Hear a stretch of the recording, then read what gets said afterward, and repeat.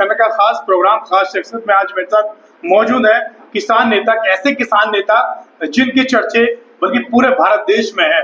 उनका नाम सुनते ही जो भ्रष्टाचारी हैं कहीं ना कहीं उनके चेहरे पर एक अलग ही रूप दिखाई देता है। तो आज मेरे साथ मौजूद है भारतीय किसान यूनियन संपूर्ण भारत के प्रदेश अध्यक्ष चौधरी पवन तेवतिया जी। जानेंगे आज कौन से ऐसे घोटाले का ये खुलासा करने वाले हैं, आज क्या होगा इस देश का जिसमें इतने बड़े बड़े घोटालेबाज बैठे हैं और वो बेखौफ खुलेआम घोटाले करते हैं और सरकार उन पर नकेल नहीं कस रही। तो ऐसे में एक बीड़ा उठाया है भारतीय किसान यूनियन संपूर्ण भारत ने। तो स्वागत है सर आपका देश लाइव न्यूज चैनल में। नमस्कार, आपके सभी दर्शकों का मैं हार्दिक अभिनंदन करता हूं और आपका भी बारंबार धन्यवाद और स्वागत करता हूं कि आपने बड़ा दिल दिखाते हुए एक इतने बड़े घोटाले को और अपने चैनल के माध्यम से सभी लोगों के सामने लेके आए हैं। अक्सर देखा जाता है बड़े से बड़े घोटाला हो, भ्रष्टाचार हो, आप हमेशा उसके खिलाफ रहते हैं, ऐसा क्यों?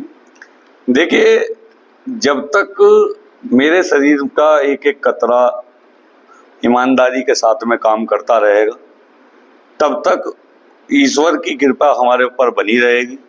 जिस दिन मैं खुद भ्रष्ट हो जाऊंगा उस दिन भ्रष्टाचारियों के खिलाफ लड़ाई लड़ना बंद कर दूंगा। तो जब तक मैं ईमानदार हूं तब तक मैं ईमानदारी पे ही लड़ूंगा और लोगों की तरह जो धन एकत्र करके और एक प्लेटफॉर्म तैयार कर रहे हैं लोग पैसा कमाने का, मेरा मकसद वो नहीं है। मेरा मकसद कि अगर मुझे ईश्वर ने जमीन पर भेजा है तो वो मेरे माध्यम से जिस किसी की मदद हो जाए, इसीलिए मुझे भेजा है और वो मैं लगातार करता रहूंगा। आज ऐसा कौन सा घोटालेबाज है जिसका आज खुलासा करने वाले हैं, थोड़ा बताएं। देखिए, एक बहुत बड़ी नामी ग्रामी कंपनी है, उस कंपनी का नाम मैं आने वाले समय में आपके पास खोल लूंगा। अभी तो मैं यही कहना चाहूंगा कि एक कंपनी थोड़ी सी सनसनी वाली ये घोटाले की खबर है जो अभी तक कुछ ही लोगों पे पहुंच पाई है और इसके तार कहीं ना कहीं एक बहुत बड़ा घोटाला, जिस घोटाले में एक सुप्रीम कोर्ट के जज का भी बहिष्कार इलाहाबाद हाई कोर्ट कर रही है और काफी लंबे समय से हाई कोर्ट के वकीलों ने धरना किया हुआ है। जो तार सिंभावली शुगर मिल से जुड़े थे, बिल्कुल उसी को कनेक्ट करते हुए बुलंदशहर जिले के अंदर भी एक ऐसी कंपनी जिसने 500 से भी ज्यादा, करीब 500 करोड़ रुपए का घोटाला मिनिस्ट्री ऑफ कॉर्पोरेशन अफेयर की रिपोर्ट जो बता रही है, ऐसे घोटालेबाज कंपनी जो आज भी संचालित है। हम पूछना चाहते हैं उन बैंकों से जिन बैंकों ने इस कंपनी को फर्जी तरीके से लोन दे दिया, लोगों के फर्जी तरीके से कागज गारंटी में रख लिए गए और जो मालिक हैं उन मालिकों पे नकेल नहीं कसी जा रही है। जो गारंटर है जिससे उसकी जमीन खरीदने के नाम पे उसको चेक दे दिए गए और तो कुछ पैसे उनके खाते में डाल दिए गए और वो पैसे भी वापस ले लिए गए और चेक बाउंस हो गए। अगर कोई व्यक्ति आपके खाते में, मैं आपसे ही पूछना चाहता हूं, जो मेरे नौजवान साथी, मेरे बुजुर्ग साथी, जो भी आपके व्यूअर आपका चैनल देख रहे हैं, मैं उन सबसे एक सवाल करना चाहता हूं कि अगर आपके खाते में 50-60 लाख रुपए कोई भी एक नंबर का डाल दे और बाकी की जो फिगर बचती है उस पैसे के आपको चेक दे दिए जाएं और वो चेक भी किसी ऐसी बैंक का चेक हो जिस पर आप विश्वास करते हो, जो देश की एक बहुत बड़ी नामी ग्रामी बैंक हो, उस बैंक के चेक को रखने के बाद में अगर आपसे कहीं कोई गारंटर पे साइन कराएगा तो क्या आप उस पे विश्वास नहीं करेंगे? दूसरी बात, ये जो घोटाला है जो आपके व्यूअर्स के सामने लेके आएंगे, हम सारी परतें खोलेंगे, उसमें बिल्कुल समझने की जरूरत है। एक सिंभावली शुगर मिल हापुड़ में एक बहुत बड़ा घोटाला हुआ जिसमें उस समय 2017 में तत्कालीन मुख्यमंत्री के दामाद के नाम पे एफआईआर दर्ज होती है, जिसमें करीब 10 लोगों के नाम अन्य मुकदमा कायम होता है और उसमें सीबीआई की जांच करी जाती है और सीबीआई की जांच में जब पता लगता है कि 1500 से भी ज्यादा किसानों की फर्द को फर्जी तरीके से बैंक में रखकर और कई सौ करोड़ रुपए का लोन लिया जाता है, तो बिल्कुल उसी तर्ज पे ये कंपनी ने लोन लिया। घोटालेबाज की तो इसने कितने लोगों को अपने टारगेट बनाया, कितने लोगों को जो है इतनी ठगी का शिकार बने। कम से कम 25 से 30 लोग तो मेरे टच में हैं, जिसमें से मजे की बात, एक व्यक्ति बुलंदशहर का व्यक्ति अपनी प्रॉपर्टी यहाँ अपने भांजे पे विश्वास करके किसी कंपनी को बेचता है और कंपनी वाले उसको नोएडा लेके जाते हैं। नोएडा के अंदर ले जाने के बाद में उनको चेक दे दिए जाते हैं और चेक भी उसी कंपनी का होता है जिस कंपनी का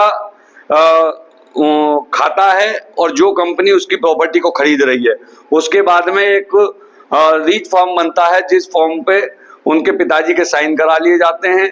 उसके बाद में वो चेक बाउंस हो जाते हैं और लोन के बारे में जिस आदमी ने वो जमीन बेची है उसको कुछ भी नहीं पता है। उसके बाद में वो पैसे भी वापस ले लिए जाते हैं और उसकी जमीन को ठगी करते हुए, यानी कि उसकी जमीन पर लोन ले लिया जाता है, उसको पता भी नहीं चलता, उसे पता भी नहीं है। पूरे तथ्यों के साथ में बात करें, आखिर कौन है ऐसा ठगी जिसने 500 करोड़ का घोटाला किया और सरकार की निगाहों से बचा पड़ा है? कोई नहीं बचा हुआ। ऐसा हो सकता है कि सरकार चाहे तो मेरी 2 मिनट में पोल खोल दे, सरकार चाहे मेरे खाते निकाल दे। सरकार से कौन बच सकता है? सरकार की मिनिस्ट्री ऑफ कॉर्पोरेशन अफेयर का रिकॉर्ड है तो सही, इसमें साफ लिखा हुआ है।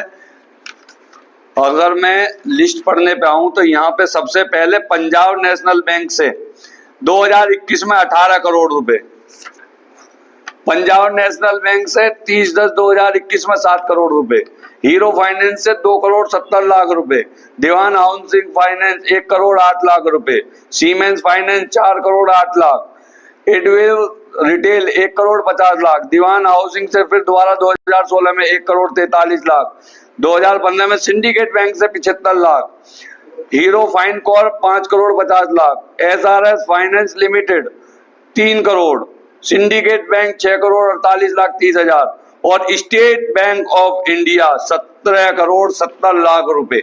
इतने सारे बैंकों से जो उसने लोन लिया, तो वो जमीन में जो दस्तावेज दिए गए थे वो किसके थे? उसमें मजे की बात तो ये है कि जो दस्तावेज गारंटरों के रखे गए हैं उनमें लोन जो कंपनी है, कंपनी नोएडा में मैन्युफैक्चरिंग कर रही है, बैंक नोएडा की है, मालिक नोएडा के हैं और उनकी प्रॉपर्टी भी नोएडा में है और उनकी प्रॉपर्टी को ना छेड़ते हुए बुलंदशहर के एक गरीब आदमी की जमीन को सभी लोगों ने मिलकर, बैंक वालों ने और कंपनी वालों ने मिलकर, और नोएडा वाली जमीन, एक ही जमीन की कीमत इतनी है कि पूरा का पूरा लोन रिकवर हो जाए, जो स्टेट बैंक ऑफ इंडिया की अगर मैं बात करूं तो।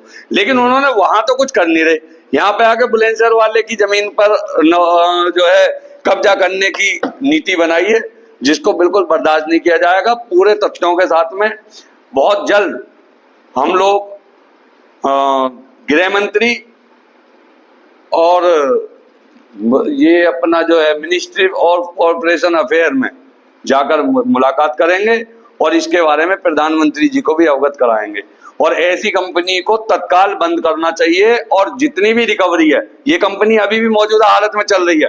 अगर ये कंपनी मौजूदा हालत में चल रही है तो गारंटर से लोन की रिकवरी क्यों की जा रही है? ये बहुत बड़ा सवाल है। अगर कंपनी इस समय ऑलरेडी मैन्युफैक्चरिंग कर रही है, माल बेच रही है। अच्छा, लोन जो लिए गए थे वो गारंटर, उनको गारंटर वाला लोन किसके नाम पे लिया गया था? लोन कंपनी ने लिया है। कंपनी में जो आदमी है उसका कोई इंटरव्यू ही नहीं है। अगर कोई है तो वो दिखा दें। तो उसका कोई हिस्ट्री देंगे, कौन सी कंपनी है, क्या नाम है कंपनी के मालिक का? ये कंपनी का नाम है SRS मेडिटेक लिमिटेड, जो सिरिंज बनाती है। एक बहुत बड़ी कंपनी है, बहुत बड़े माफिया हैं और इसमें जो करीब 5 से 6 लोग हैं जो इसमें बड़े स्तर पे इसमें अधिकारी भी नप रहे हैं। इसमें एक बात बताइए, अगर किसी जमीन को आप बैंक को मोर्गेज रखवा रहे हैं तो क्यों नहीं आपने 12 साल में रजिस्ट्रेशन कराया उसका?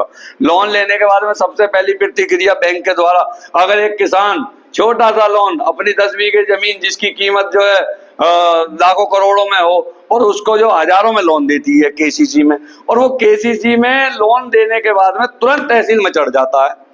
आपने इतने करोड़ रुपए दे दिए बैंक के द्वारा और बैंक ने रजिस्ट्रार ऑफिस में एक बार भी उसके दस्तावेज सबमिट नहीं किए। अगर सरकारी रेट के हिसाब से देखा जाए तो जो बुलंदशहर वाली जमीन है कितनी होगी, उस पर लोन कितना है? ये जमीन करीब करीब अगर हिसाब लगाएं तो 3.5 से 4 करोड़ की प्रॉपर्टी होगी और जिसमें जो लोन दिया है इन्होंने उन्होंने 6 प्रॉपर्टियों को मॉर्गेज रख के करीब 7 करोड़ रुपए का लोन दिया है। 17 करोड़ का 6 प्रॉपर्टियों को रखे। उन 6 प्रॉपर्टियों में बाकी किसी भी प्रॉपर्टी के साथ में कोई छेड़छाड़ नहीं की गई है, केवल टोटल टारगेट बुलंदशहर वाली प्रॉपर्टी में किया गया। बहुत जल्द वो परिवार जो घर से बेघर हो गया वो आपके सामने आएगा, वो अपनी जो गाथा है आपको बताएगा, और वो परिवार मैं आपके चैनल के माध्यम से जो हमें देख रहे हैं, मैं उन सभी लोगों से भी अपील करता हूं कि भैया किसी के झांसे में ना आए। इस तरीके से ऐसा भी हो सकता है, ये पहला उदाहरण हमारे सामने आया है कि इतना बड़ा बैंक जो स्टेट बैंक ऑफ इंडिया जैसा बैंक भी अगर फ्रॉडों के साथ में मिलकर और किसी गरीब आदमी की जो दुकानदारी को बंद करा दे, वो उसका परिवार आज रोड पे है, अपना मकान बिक गया, सब कुछ बिक गया। वो जो परिवार चलाने वाला मालिक था, जो उनके पिताजी थे, वो इसी सदमे में जो है आज हमारे बीच में नहीं है। 2 भाई। कितना समय लगेगा ऐसे घोटालेबाजों का नाम खोलने में? ये हम आपको 2-4 दिन में ही पूरे तथ्यों के साथ में देंगे, और फाइनेंस मिनिस्टर से भी मिलने के लिए हम जाएंगे। और इस तरीके का भाई 100 बातों की एक बात है, बुलंदशहर को हापुड़ नहीं बनने दिया जाएगा। बुलंदशहर को बुलंदशहर ही रहने दिया जाएगा। बुलंदशहर में हम किसी भी पीड़ित को अन्याय नहीं होने देंगे। तो कहीं ना कहीं ये मेरे साथ भारतीय किसान यूनियन संपूर्ण भारत के प्रदेश अध्यक्ष चौधरी पवन तेवते जी थे। इनका साफ तौर पर कहना है कि पास जो रिपोर्ट है मिनिस्ट्री ऑफ कॉर्पोरेशन अफेयर की रिपोर्ट है, इसके मुताबिक उन्होंने बताया कि बुलंदशहर में यानी कि नोएडा के जो माफिया है, नोएडा के जो ब्रोकर है, यानी कि नोएडा के लोगों ने बुलंदशहर की जमीन को प्रॉपर्टी मॉर्गेज की और लगभग कम से कम 500 करोड़ रुपए का घोटाला किया है, जिसका बहुत जल्दी ये उजागर करेंगे, बहुत जल्दी खुलासा भी करेंगे। इन्होंने थोड़ा हिंट दिया है कि वो एक वेब सीरीज बनाती है जो कंपनी है, अगर वो कौन सी कंपनी होगी, कौन है वो घोटालेबाज, सरकार उन पर कितना कार्रवाई करेगी, ये सब अगली खबर के लिए, अगले एपिसोड के लिए, अगले भाग के लिए मेरे साथ जुड़े रहेंगे। तब तक के लिए अलविदा। मैं अपने सहयोगी जैद अली के साथ, वसीम सिद्दीकी, तेज लाइव न्यूज़, बुलंदशहर।